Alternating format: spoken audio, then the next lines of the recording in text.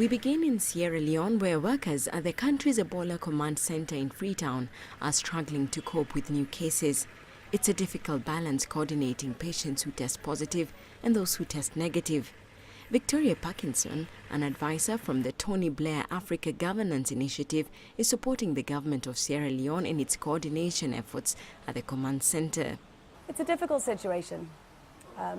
Sierra Leone is in crisis at the moment, and I can't speak about individual cases necessarily, but what I can say is that at a time like this, robust systems are essential.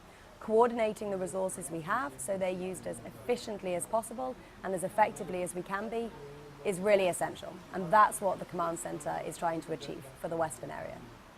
With a death toll way beyond 1,000 and infections rate at over 3,400, weak health systems in the country are struggling to cope. Parkinson says more beds and Ebola treatment centers are needed to stop the crisis.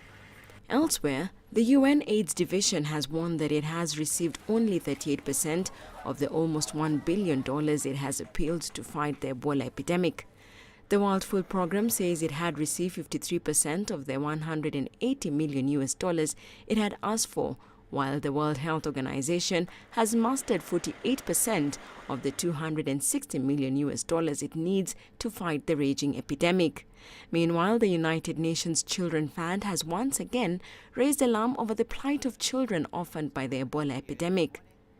Children are deeply distressed from having seen things that even adults find difficult to understand.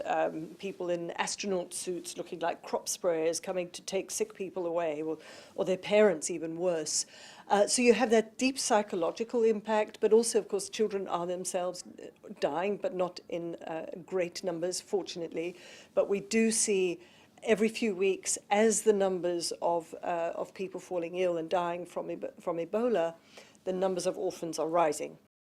UNICEF Crisis Communication Chief Sarah Crow also warned that the number of orphans in the worst-hit countries is rising. Susan Mongeli, CCTV.